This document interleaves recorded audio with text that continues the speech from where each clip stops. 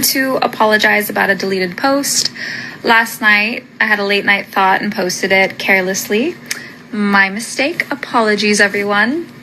But my message was really that every crown is special, and I want to see more purpose and passion coming from the girls. It wasn't directed towards anybody in particular. It was just a late night thought. Again, I apologize. It was not a vehicle meant to spread hate, aggression, bashing, smear campaigns. It's kind of evolved into something so hateful. So I hope moving into 2025 pageantry season, we can be kinder, myself included. You know, I'm not one who, I'm familiar with pageant drama and I can say it really does affect the girls. So I will be moving on with more kindness, and I hope that we can all do the same. Love you guys.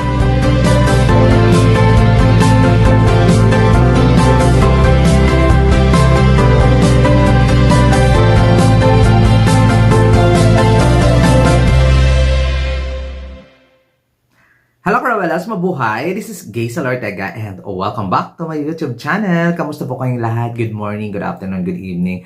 Ano mang oras kayo nanonood sa akin ngayon, marami pong salamat. Sa mga bago ko din subscriber, returning viewers, thank you so much sa support. Sa mga hindi pa po dyan nakasubscribe, please subscribe my YouTube channel, Gaysel Ortega, Cruella and Pageantry, and click the notification bell below para updated kayo when it comes na maglabas ako ng ating mga video.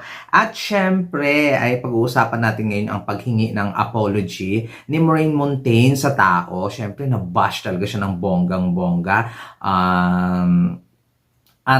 Alam naman natin kung sino ang pinapatungkulan niya yun. Pero sinasabi niya, sinasabing wala daw siyang pinapatamaan. Pero syempre, hindi naman tayo tanga. Charot. Charot lang, o diba? Sabi nga niya, ay para malaman niyo yung buong statement niya talaga sa paghingi niya ng sorry, ay eto, panoorin niyo. To apologize about a deleted post.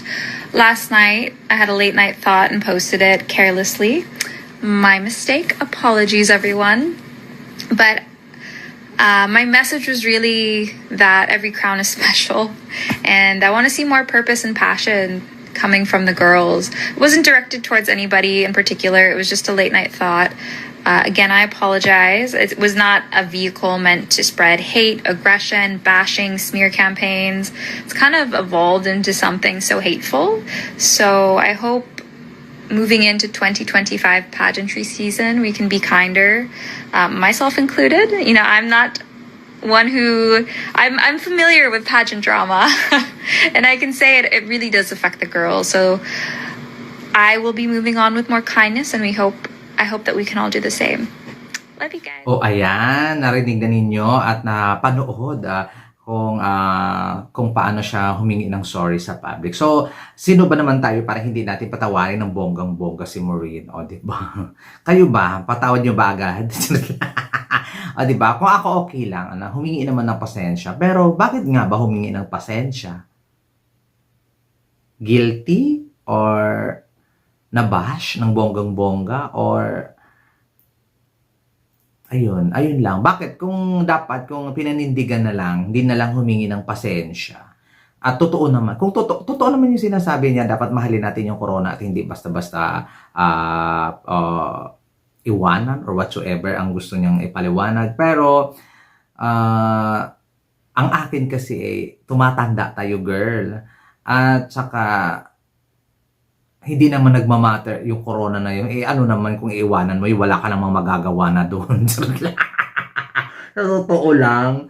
So kung hindi mo i-grab yung opportunity to kailangan natin magmabilis kasi hindi natin alam. Malay mo, next week, tigok na tayo. Hindi pwede yung dahilan mo na yan.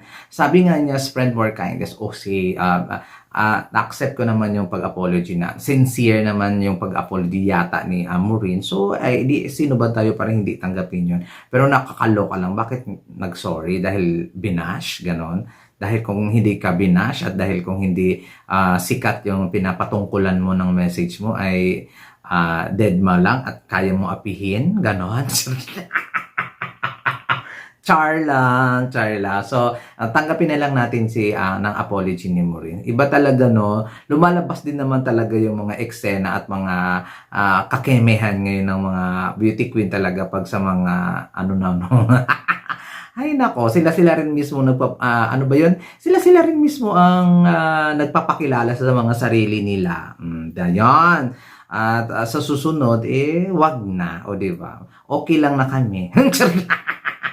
Charot lang. At saka ito pala ang kanyang explanation, guys, about doon sa syempre ang Miss Echo kasi bago siya mag-join sa Binibining Pilipinas ay parang hindi pa yata hindi pa yata niya na-turn over kasi so syempre binatikos din siya ng mga fans yung Miss Echo mo nga, di ba? Chuchuchu, hindi ka nakapag-turn over bago ka nag-Binibining Pilipinas.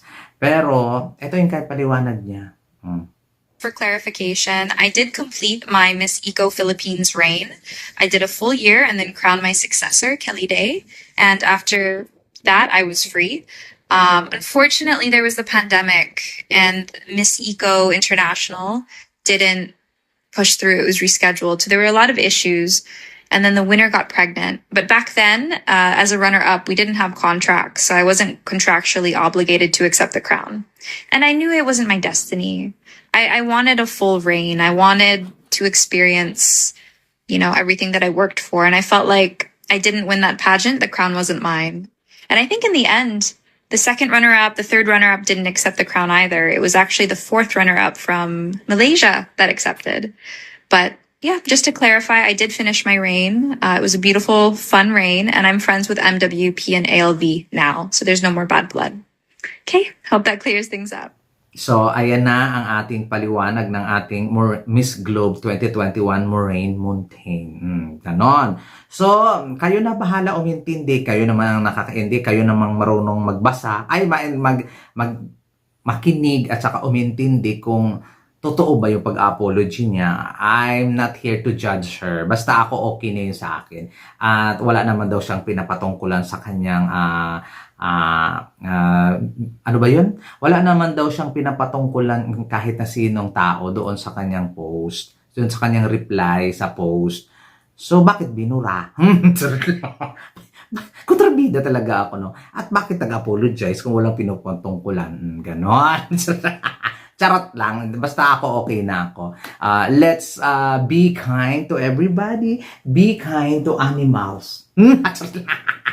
Be kind to everything. Be kind po sa suklay. Be kind sa animals and be kind sa people. Ganun na lang. Sabi nga ni Maureen Montaigne, ang dami talagang nagaganap na pageant drama pag pageant season. Diyos ko, dapat kasi, jumoin ka na. Dami mo pang dahilan eh. Kaya mo ba? Charot lang mo rin. Sorry.